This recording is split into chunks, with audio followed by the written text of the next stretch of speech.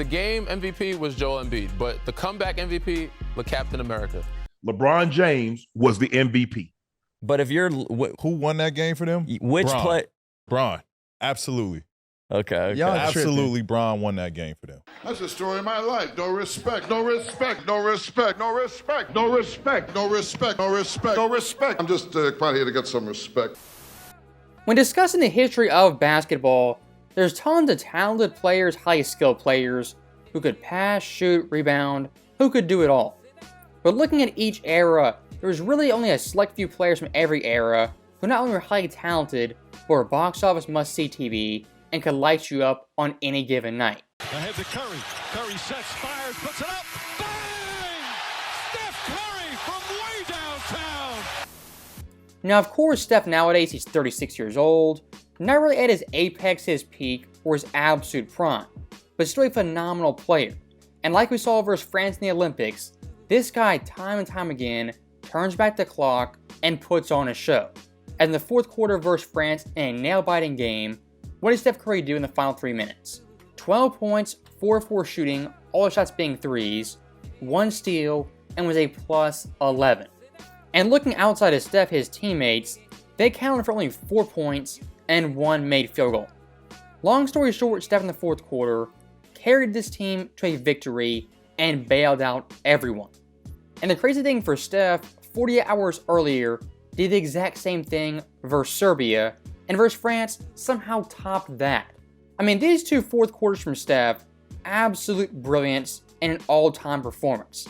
And looking at Steph in both games combined in the final 3 minutes, here's what he put up. 19 points, made every shot, every three, 2 steals, and was a plus 17. Compared to the entire USA roster in both those games in the final 3 minutes, 11 points, made field goals, made threes, and plus minus. Again, Steph in both these games was absolutely flawless, and Team USA needed him to be that to win these games by razor-thin margins. And one thing I do have to address, kind of the elephant in the room, despite Steph's great play in these 2 games, really clinching gold for the team, he did not win the MVP of the tournament, and that of course went to LeBron James, the Queen from Akron. It's outrageous, egregious, preposterous. So when discussing the quote-unquote Olympic MVP, I didn't know this existed, was even a thing, till about 3 days ago. And apparently, it really hasn't been a thing for the majority of the Olympics, as in its history only 3 times has a player won this award. Mino in 2004, Katie in 2021, and of course LeBron now in 2024, not really deserving it. And here's the thing I'm kind of perplexed by. Steph in the 2 biggest games, 2 most crucial games, was the team's best player, most clutch player, and most impactful player. If you're going to talk MVP, shouldn't the biggest games, biggest moments factor in the most to that award? I would think so. And looking at Steph versus LeBron in the final 2 games, again, it's pretty clear Steph was better in the biggest moments. As in those games, 30 points, 5 boards, 4 assists, 20 made shots, 17 made threes, was a plus 40, and efficiency-wise was at 30.0. Now LeBron in the 2 games, yeah, had some nice numbers, 15 points, 10 assists, 8 boards, 12 made shots, 3 made threes, and it was a plus 31. I mean, LeBron's stats, they are pretty damn good stats. But compared to Steph, it's pretty obvious. One guy popped off for 30, the other guy had kind of a Jason Kidd triple-double, which is nice, but not amazing. And if you want to say those numbers right there, it's a wash, it's even. Let's say that for the sake of argument. So how would you break that tie? Well, look at the big-time fourth quarter moments. And doing that, Steph once again has a massive edge. As in the fourth quarter versus France, what did this guy do? 12 points, 4 or 5 shooting, 4 threes, 1 turnover, was a plus 6. LeBron versus France, 2 points, 1 made shot, 4 turnovers almost cost in the game, and was a plus 3. Where you at? In the bathroom. And I'm sure you guys know this, ESPN, Fox Sports, the mainstream sports media, it's all LeBron James 24/7, 365. So how are they going to spin this? Yeah, you know, Steph played good in the fourth quarter, but LeBron in the first quarter set the tone. He was leader, the glue guy. who did the small things. The game MVP was Joel Embiid, but the comeback MVP, the Captain America. When he's on the floor, diving for loose balls, taking charges, getting rebounds, because we were getting out-rebounded most of the game. But when he's doing the little things and the dirty work, that is a trickle effect down to everyone. And that energy boosts everyone to get back into the game and not lose confidence. Obviously, Steph kept them in the game. KD hit a dagger down the stretch.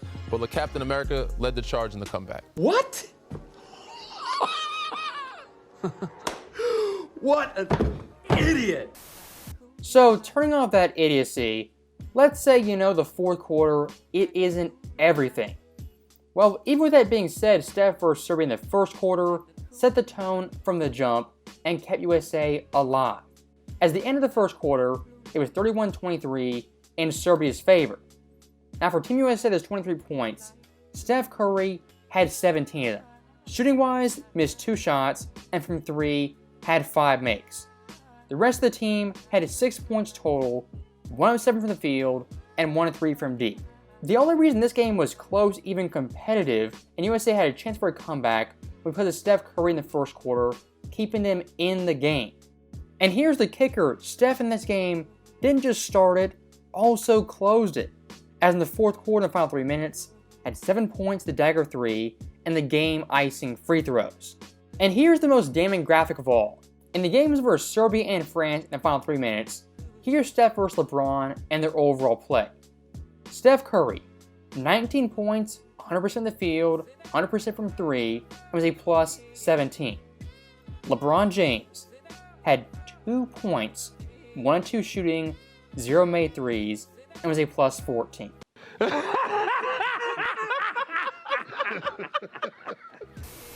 What this award came down to in essence was LeBron's play versus lesser opponents. Teams like Puerto Rico, Brazil, they're fine, but they're no juggernauts. If you want to talk MVP, to me what it means is performance versus the best teams. Teams like Serbia, France, Germany, even Canada, the top tier teams, how do you play versus them?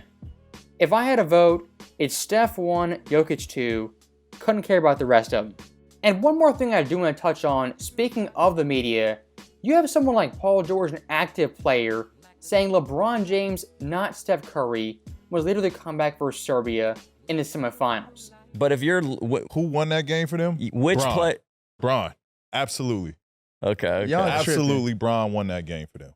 Like, I think Bron took it as the initiative of, we not losing this game. Stop it. Get some help. If someone asks why PG has 0 championship rings, just play that clip for him, it's self-explanatory. And here's the thing, if LeBron had 36 points, made 9 threes, carried a team like that, what would the narrative be? The greatest of all time, the GOAT, we've never seen anyone like this in the Olympics. That'd be the narrative. But Steph drops 36, carries the team, what is it? Well, actually it was Steph, Embiid, KD, and LeBron all in junction, not just Steph. I mean, the narratives are nauseating. You guys know it even with the Lakers. If Anthony Davis goes off, it's AD and LeBron. LeBron goes off, AD plays suspect. LeBron James carried this team unstoppable. The narratives, they never end. And looking past the awful media narratives, I'll end it on a light note.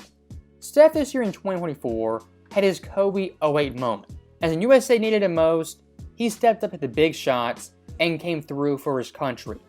Did he get the MVP, the accolades, the overall stats? No, not really. When it mattered most, who came through and who hit the big-time memorable shots? Steph, as well as Kobe, and that's all that matters. So that right there is the end of the video. As always, thank you guys for watching, hope you enjoyed it. I'll see you next time.